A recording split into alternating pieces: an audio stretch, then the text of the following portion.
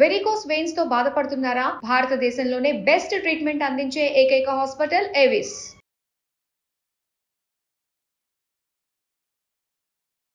నమస్తే, మీరు చూస్తుంది సుమన్ టీవీ. నేను మీ కీర్తి. నాతో పాటు ప్రముఖ ఆస్ట్రాలజర్ సురేష్ బాబు గారు ఉన్నారు. నమస్తే సురేష్ బాబు గారు. కీర్తి గారు నమస్కారం అండి. మనం ఈరోజు తులారాశి గురించి తెలుసుకోవాలి కదా.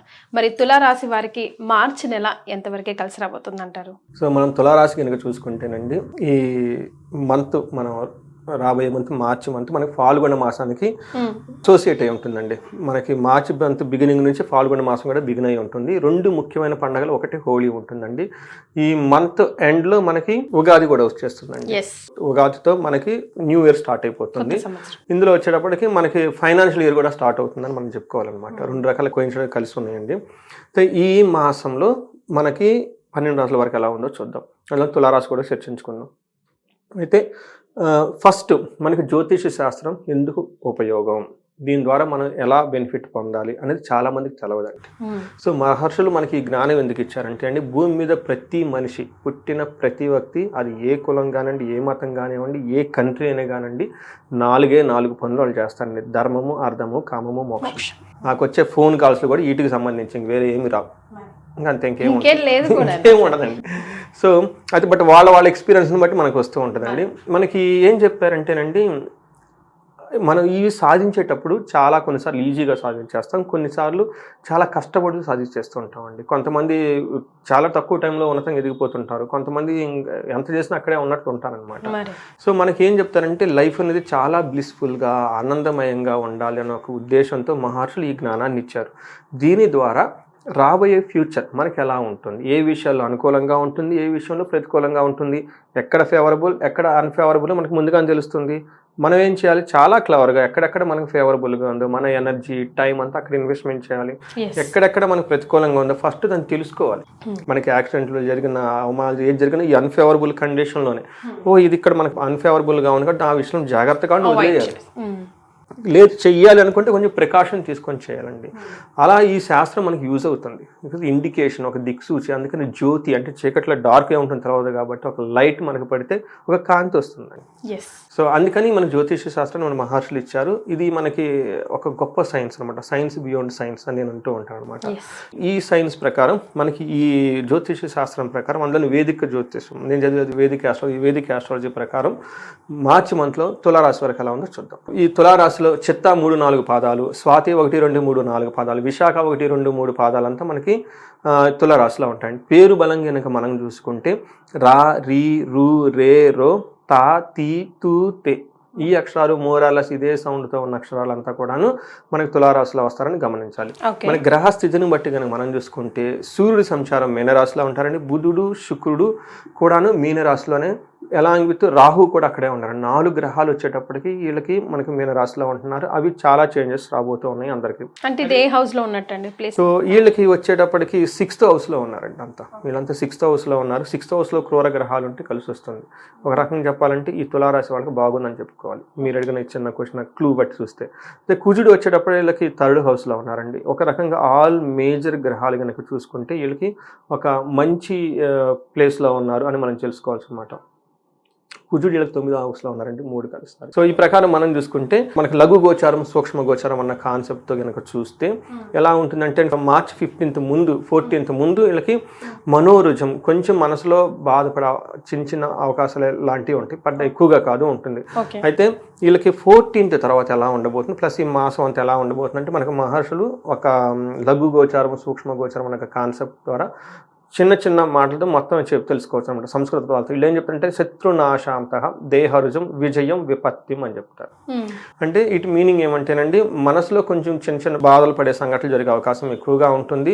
శత్రువుల పైన వీళ్ళది పైజేయగా ఉంటుంది. ఎవరైనా కనుక శత్రువులతో ఇప్పటిదాకా బాధపడుతుంటే ఈ టైంలో ఆ బాధ పోతుంది. రెండోది హెల్త్ కాంప్లికేషన్స్. ఇప్పటిదాకా ఎవరైనా కనుక బాధపడుతుంటే హెల్త్ కాంప్లికేషన్ నుంచి బయటపడే అవకాశం ఎక్కువగా ఉంటుంది. ఈ మాసం అంతా ఏదైనా కనుక సక్సెస్ సాధించాలనుకునే వాళ్ళకి అవరోధాలు ఎక్కువగా ఏముండవు, నార్మల్గా సక్సెస్ వచ్చే అవకాశం ఎక్కువగా ఉంటుంది.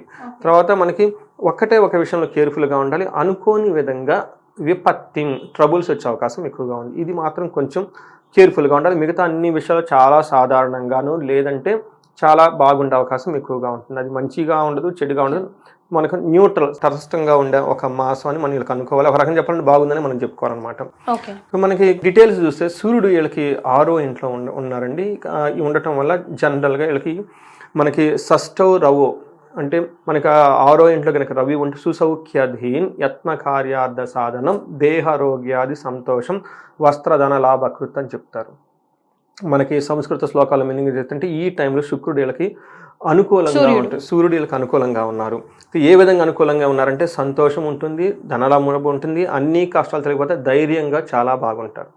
ఒకే ఒక విషయం వీళ్ళు కేర్ఫుల్గా ఉండాలి, లాస్ ఆఫ్ ప్లేజర్స్. సో వీళ్ళు ఏమైనా కనుక రొమాన్స్ ఇట్లాంటివి ప్లేజర్స్ కానీ ఉంటే వాటి నుంచి సుఖం అనేది వీళ్ళకి ఉండదు అని మనకి శాస్త్రంలో చెప్పారు. అయితే కుజుడు వీళ్ళకి 9th హౌస్లో ఉండి 12th హౌస్ 4th హౌస్లో ఉండటం వల్ల కుజుడికి సంబంధించిన విషయాల్లో వీళ్ళకి అంత ఎక్కువ ఇబ్బంది పడే, యాక్చువల్గా అయితే కుజుడు వీళ్ళకి అంత అనుకూలంగా లేరు. కానీ విపరీత వేద అన్న ఒక కాన్సెప్ట్ ఉండటం వల్ల కుజుడు వీళ్ళకి ఎక్కువగా ఇబ్బంది పెట్టే విధంగా ఉండరు, ఒక నార్మల్గా ఉంటారు అనమాట. మామూలు కొన్ని విషయాలు కొంచెం కేర్ఫుల్గా తీసుకుంటే బాగుంటుంది. ఒకటి ఓవర్ ఎక్స్పెండిచర్, వీళ్ళు 10 రూపాయలు ఖర్చు పెట్టాలని చోట 20 రూపాయలు 30 రూపాయలు ఖర్చు పెట్టే అవకాశం ఎక్కువగా ఉంది. ఇంపల్సివ్ బయింగ్ అంటారు, వీళ్ళకి అవసరం లేకపోయినా కానీ వెళ్ళిపోయి కొనేసుకుంటారు. తర్వాత మళ్ళీ ఆలోచిస్తారు, అనవసరంగా డబ్బు ఖర్చు పెట్టామే, ఏంటిది అవసరమా లేదా అని. ఇలా ఓవర్ ఎక్స్పెండిచర్ చేసే అవకాశం ఎక్కువగా ఉంటుంది. తర్వాత ఫియర్ ఫ్రమ్ ఎనిమీస్, శత్రువుల నుంచి వచ్చే అవకాశం ఎక్కువగా ఉంటుంది. వీళ్ళు హెల్త్ రిలేటెడ్ విషయాల్లో పర్టికులర్గా స్టమక్ పెయిన్, ఓకే, లేదంటే ఇరిటేషన్స్ ఇవన్నీ వచ్చే అవకాశం ఎక్కువగా ఉంది. కేర్ఫుల్గా ఉండడం చాలా చాలా అవసరం. అయితే వీళ్ళకి శుక్రుడు వీళ్ళకి 6th హౌస్లో ఉండి 12th హౌస్లో చూడటం వల్ల శుక్రుడు కూడా వీళ్ళకి కొంచెం ఇబ్బంది పెట్టే విధంగా ఉన్నారు. ఒక శుక్రుడు ఒక విషయంలో వీళ్ళు కొంచెం కేర్ఫుల్గా ఉంటే మిగతా అన్ని విషయాలు చాలా బాగున్నట్లే. అయితే వీళ్ళకి ఎలాంటి ప్రాబ్లమ్స్ని ఛాలెంజెస్ని శుక్రుడు తీసుకొని వస్తున్నారంటే వీళ్ళకి విరోధ శత్రుపీడాం జ్ఞాతించ విరోధదహ ఆయాసో ధారా పుత్ర ద్వేష భృగునందనే, షష్టమస్తే భృగునందనే అంటారంటే 6వ ఇంట్లో కనుక భృగు ఉంటే విరోధ శత్రుపీడం అంటే విరోధం వచ్చే అవకాశం ఎక్కువగా ఉంటుంది, శత్రువుల నుంచి ప్రాబ్లం వచ్చే అవకాశం ఎక్కువగా ఉంటుంది. అలాగే జ్ఞాతీనాంచ విరోధత, కుటుంబంలో కూడా విరోధం వచ్చే అవకాశం ఎక్కువగా ఉంటుంది. అంతేకంటే ఆయాసో అవమానము ఆయాసపడే సంఘటనలు ఎక్కువగా ఉండే అవకాశం ఎక్కువగా ఉంటుంది. తర్వాత వ్యవహారాలు కోర్టుకి సంబంధించిన విషయాల్లో ఇబ్బంది పడే అవకాశం ఎక్కువగా ఉంది. బట్ ఇది ఒక రకంగా ఇంకొక యాంగిల్లో మంచి కూడా చేస్తున్నాడు, శుక్రుడు మంచి చేస్తున్నాడు. ఏ విధంగా మంచి చేస్తున్నాడు అంటే వీళ్ళకి రొమాన్స్ విషయంలోనూ, తర్వాత స్పౌస్ వైఫ్ అండ్ హస్బెండ్ విషయంలోనూ, అన్యోన్యత విషయంలోనూ, తర్వాత ఎక్స్పెండిచరు శుభ కార్యక్రమాల గురించి ఎక్కువ ఖర్చు పెడతారు. ఇలా ఈ వీటికి సంబంధించిన విషయాల్లో కొంచెం శుక్రుడు అనుకూలంగా ఉన్నారు. ఒక రకంగా చెప్పాలంటే మనకి వీళ్ళకి ఒక గ్రహస్థితిని ప్రకారము ఒక 70% చాలా బాగుంది, ఇలాంటి చాలా న్యూట్రల్ తటస్థంగా ఉంది, ఒక కామ్ గోయింగ్ మంత్ అని మనం అనుకోవాలి. సో 30% మాత్రమే ప్రాబ్లం ఉంది. మరి నక్షత్రాల ప్రకారం ఎలా ఉందండి తులారాశి వారికి? నక్షత్రం స్వాతి, చిత్త, విశాఖ, ఈ 3 నక్షత్రాలు. ఇందులో చిత్త నక్షత్రం వాళ్ళు కనుక చూసుకుంటే 2 విషయాల్లో చాలా బాగుంది, 2 విషయాల్లో ఛాలెంజింగ్ గా ఉంది. ఫస్ట్ ధన ప్రాప్తి, రాజ్యలాభము. వీళ్ళకి ధనం వచ్చే అవకాశం ఎక్కువగా ఉంటుంది, రాజ్యలాభం అంటే ప్రమోషన్స్ వచ్చే అవకాశం కూడా చాలా ఎక్కువగా ఉంటుంది. ఈ రాశి వాళ్ళు కనుక అప్పటిదాకా ఏదైనా వెయిట్ చేస్తుంటే వాళ్ళకున్న వర్క్లో చాలా ఇంప్రూవ్మెంట్ వచ్చే అవకాశం ఎక్కువగా ఉంది. తర్వాత వీళ్ళకి హెల్త్ కాంప్లికేషన్స్ అది కూడా శుక్రుని వల్ల వచ్చే అవకాశం ఎక్కువగా ఉంది. అతిగా భయపడే సిచ్యువేషన్స్ కూడా ఎక్కువగా ఉండే అవకాశం ఎక్కువగా ఉంది. తర్వాత స్వాతి నక్షత్రం వాళ్ళకి ధన ప్రాప్తి, తర్వాత వీళ్ళకి బంధించబడినట్లే ఉండే సిచ్యువేషన్స్ వచ్చేస్తుంది, అతిగా భయపడతారు, రోగం, హెల్త్ కాంప్లికేషన్స్ ఉంటాయి. విశాఖ నక్షత్రం వాళ్ళకి ధన ప్రాప్తి ఉంటుంది. తర్వాత వీళ్ళకి ఛాలెంజెస్ కనుక చూస్తే బంధనము, ఏదో ఒక విషయంలో వీళ్ళకి ఎలా వెళ్ళాలితే బాగుంటుంది అనే ఒక కన్ఫ్యూజన్ అయిన స్టేట్లో సందిగ్ధతలో ఉండే అవకాశం ఎక్కువగా ఉంది. వీళ్ళు ఎక్స్పర్ట్స్ని కనుక కలిస్తే, మెంటార్స్ని ఇలాంటి వాళ్ళని కలిసినా, లేదంటే మంచి జ్యోతిష్కులను కలిసినా కానీ వాళ్ళకి చాలా క్లారిటీ వస్తుంది. సో ముందు ఎలా ఉంటుంది, ఫ్యూచర్ ఎలా ఉంటుంది, ముందు వెళ్ళొచ్చా వెళ్ళకూడదా అని చెప్పేసి నాకు ఉదయాన్నే మార్నింగ్ ఒక ఫోన్ కాల్, మార్నింగ్. సో వాళ్ళకి 46 years, బిజినెస్లో కొంచెం బాగా దెబ్బతిన్నారు. 46 ఆల్రెడీ అయిపోయింది కదా, అసలు ముందుకెళ్తే బాగుంటుంది, అసలు నాకు లైఫ్ ఏంటి ఈ టైంలో కొంచెం హెల్త్ మిడ్ లైఫ్ కదండి, ఇప్పటిదాకా మనం అన్ని చేసి ఉండదు, పిల్లలు పెద్దవాళ్ళు అయి ఉంటారు. సో ఇప్పటిదాకా మనం సాధించింది ఏం లేదు, అసలు ముందు మనకి ఫ్యూచర్ ఉందా లేదని ఇలాంటి సందిగ్ధత చాలా మందికి వస్తున్నాయి. ఈ టైంలో జ్యోతిష శాస్త్రం ఇస్ రియల్లీ వర్క్స్ అండి. వాళ్ళకి చాలా మందికి కొన్ని యోగాలు ఉంటాయండి, ఇవి 42 తర్వాత యాక్టివేట్ అవుతాయి. 42, 43 నాకు ఫోన్ చేసిన వాళ్ళకి చెప్పాను, మీకు 43 తర్వాత 42 తర్వాత లైఫ్ బాగుంటుంది, లాస్ట్ పార్ట్ వరకు బాగుంటుందండి, టెన్షన్ ఏం పడద్దు, లైఫ్ స్టార్ట్ చేయండి, ఓకే, ఫ్రెష్గా మళ్ళీ యోగా చేయండి, మెడిటేషన్ చేయండి, శారీరకంగా మెంటల్గా ఫిట్గా ఉండండి. So you be ready for the next level of the life. ఇలా పారిజాతి యోగం అంటారు. వాళ్ళకి ఆ పారిజాత యోగం చెప్పాను, మీరు చిన్నప్పటి నుంచి ఇలా పడ్డాను, అవునండి అన్నారు. సో అదంతా అయిపోయింది, full stop. Next life start అయిపోతుంది.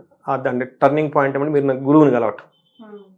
ఎవరో ఒక వ్యక్తిని కలవాలి కదండి, లేదంటే మా సందిగ్ధతో అదే మైండ్లో పెట్టుకుని టైం అంతా వేస్ట్ చేసేస్తారు, అంతే కదండి. లేదు, మీకు ఈ యోగం ఉంది, గూగుల్ చేసుకోండి, పారిజాత యోగం ఇదని చెప్పేశాను. చేసుకొని ఇంకా బాగా మీ నాలెడ్జ్ ఎన్హాన్స్మెంట్ చేసుకొని మీ హారోస్కోప్ గురించి మీరు తెలుసుకోండి ఫస్ట్. నేనేదో చెప్పాను ఏదో కాదు, it is a science. Google ఇప్పుడు మనకు అందరికి అందుబాటులో ఉంటుంది, చేసుకోండి. ఎలా చేయాలి, కీవర్డ్స్ ఏం పెట్టాలి నాకు చెప్పాను, చేసుకొని అంత అయిన తర్వాత 2 రోజుల తర్వాత మళ్ళీ కాల్ చేయండి, నాకు ఏం చేయాలో చెప్పాను. సో ఏమవుతుందంటే సందిగ్ధత, బంధనం ఇలాంటి వాటి కనుక ఉన్నప్పుడు ఈ జ్యోతిష్ శాస్త్రం మనకు చాలా హెల్ప్ అవుతుంది. దాంతో హెల్త్ కాంప్లికేషన్కి ఉండే అవకాశం కూడా ఉంది కాబట్టి వాటి నుంచి చక్కగా ఫుడ్ అదంతా తింటూ జాగ్రత్తగా ఉండాలి.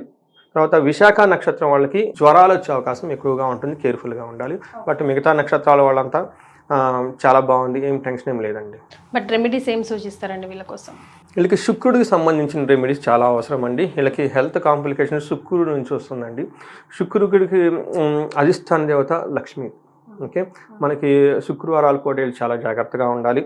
తర్వాత సుకన్య పూజ అంటారు అనమాట, సుహాసిని పూజ అని కూడా అంటారు. ఈ సుహాసిని పూజ చిన్న పిల్లలు అంటారు కదండి, అమ్మాయిలు ఉంటారు చిన్న బేబీస్, వాళ్ళని తీసుకొచ్చేసి వాళ్ళకి 7-8 years వాళ్ళకి తీసుకొచ్చేసి కొంచెం ఏమైనా వాళ్ళు మరమరాలు కానివ్వండి, బెల్లం ఇలాంటి వాళ్ళకి తినడానికి ఏమైనా ఇచ్చేస్తే, ఆ తర్వాత వాళ్ళకి కుంకుమ, పసుపు, ఇలా అరటిపండు ఏదైనా వాళ్ళకి ఇస్తూ ఉంటే అలా ఇస్తుంటే బాగుంటుంది. తులసి చెట్టుని పూజించాలండి.